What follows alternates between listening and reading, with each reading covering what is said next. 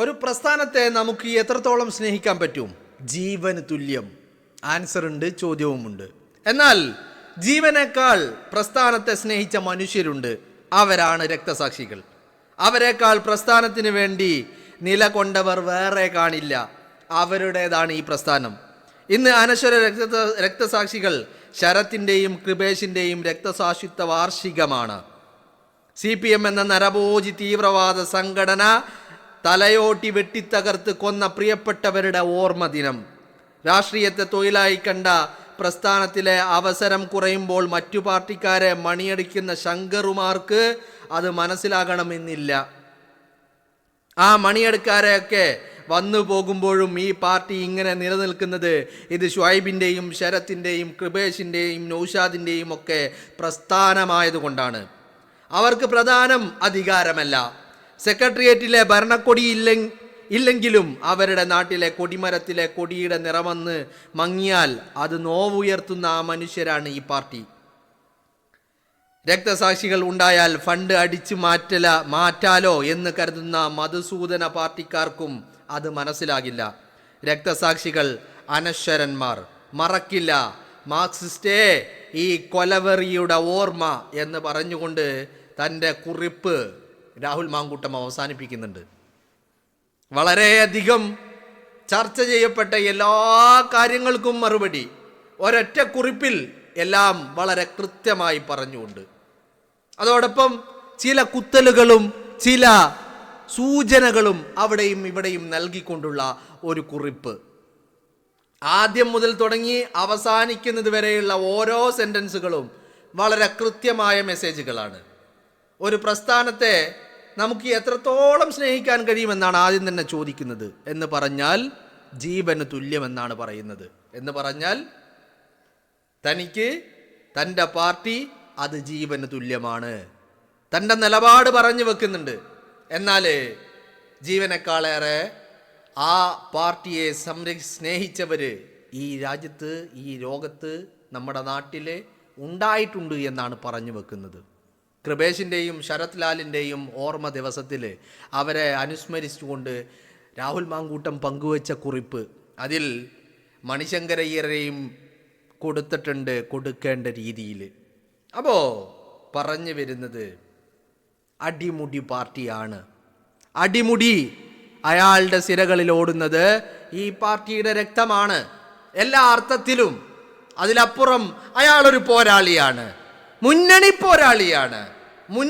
പോരാളിയാണ് അല്ലേ? ഈ പാർട്ടിക്ക് പ്രയാസങ്ങൾ ഉണ്ടായപ്പോൾ, പ്രതിസന്ധികൾ ഉണ്ടായപ്പോൾ ഈ പാർട്ടിയെ മുന്നിൽ നിന്ന് നയിക്കാൻ പോരാട്ടത്തിന് ഇറങ്ങിത്തിരിച്ച പോരാളിയാണ് രാഹുൽ മാങ്കൂട്ടത്തിൽ. ഷുഐബിനെയും ശരത് ലാലിനെയും കൃപേഷിനെയും ഒക്കെ ഓർക്കുമ്പോൾ തന്നെ അവരുടെ കൂട്ടത്തിൽ രക്തസാക്ഷിയായില്ലെന്ന് മാത്രമേ ഉള്ളൂ. പോരാട്ടത്തിൻ്റെ കഥകൾ രാഹുൽ മാങ്കൂട്ടത്തിനും ഒരുപാട് പറയാനുണ്ട്. ഈ പാർട്ടിക്ക് വേണ്ടി പോരാടിയതിൻ്റെ കഥകൾ അല്ലേ? ഈ പാർട്ടി, ഈ പ്രസ്ഥാനത്തെ ജീവനോളം സ്നേഹിച്ചതിൻ്റെ, ജീവന് തുല്യം സ്നേഹിച്ചതിൻ്റെ കഥകൾ.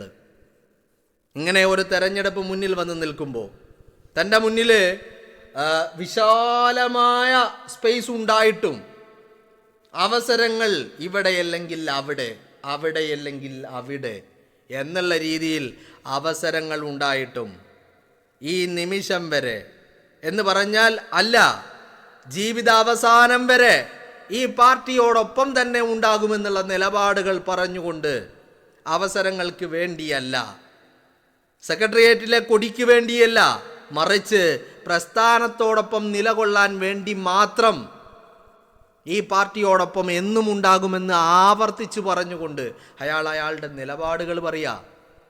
നിങ്ങളൊന്ന് ആലോചിച്ച് നോക്കൂ. ഇങ്ങനെയും വേട്ടയാടപ്പെട്ടിട്ട് കൂട്ടത്തിലുള്ള ഒരുത്തനും കൂടെ നിൽക്കാതെ നിന്നപ്പോൾ, കൈയൊഴിഞ്ഞപ്പോൾ, പടിയടച്ച് പിണ്ടം വെച്ചിട്ടും ഈ പാർട്ടിയെ പ്രതിസന്ധിയിലാക്കുവാനോ ഈ പാർട്ടിയെ പ്രതിരോധത്തിലാക്കുവാനോ ഒരു വാക്കുകൊണ്ടോ ഒരു നോട്ടം കൊണ്ടുപോലും അയാൾ തയ്യാറായില്ല എന്നുള്ളതാ.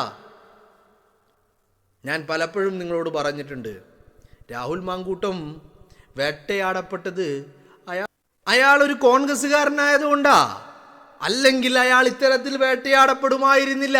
അയാൾക്കെതിരെ ഇനി യാഥാർത്ഥ്യത്തിൽ ജന്യൂനായ പീഡന ബലാത്സംഗ പരാതികൾ ഉണ്ടായാൽ പോലും അയാൾ ഇങ്ങനെ വേട്ടയാടപ്പെടുമായിരുന്നില്ല.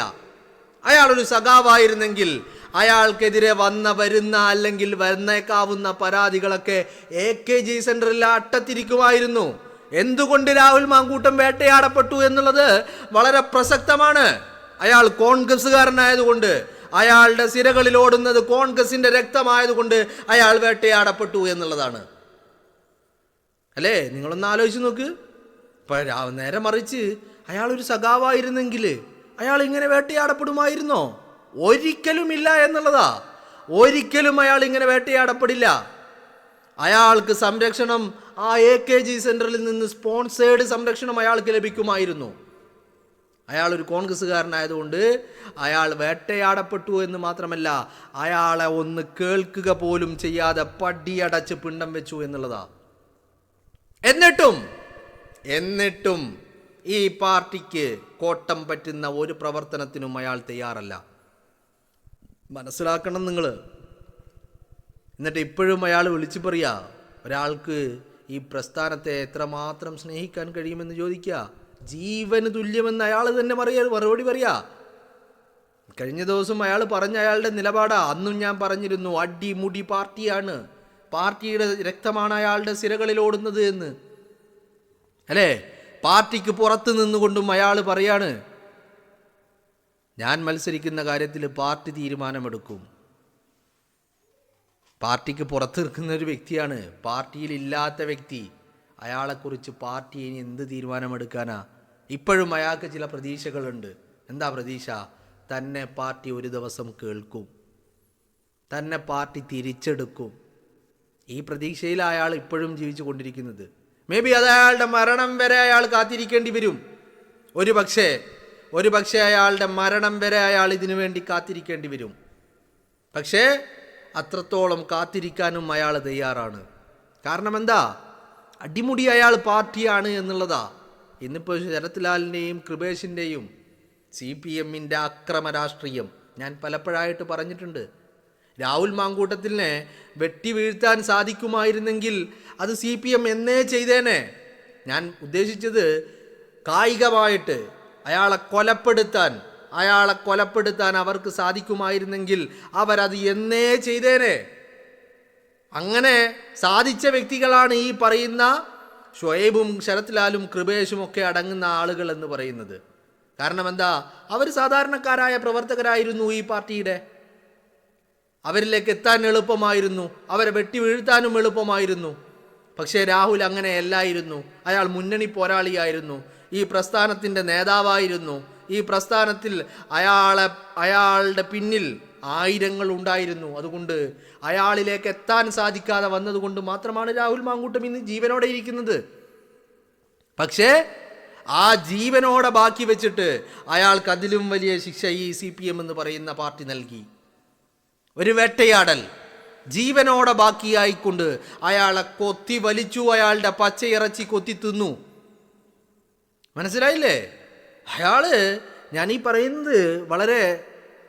പറയുന്ന ഷുഐബിനെ പോലെയുള്ള, ശരത്ലാലിനെ പോലെയുള്ള, കൃപേഷിനെ പോലെയുള്ള ഒരു സാധാരണക്കാരനായ ഒരു വ്യക്തി, ഒരു പാർട്ടി പ്രവർത്തകനായിരുന്നു രാഹുൽ മാങ്കൂട്ടമെങ്കിൽ എന്നേ രാഹുൽ മാങ്കൂട്ടത്തിനെ വെട്ടി വീഴ്ത്തിയേനെ.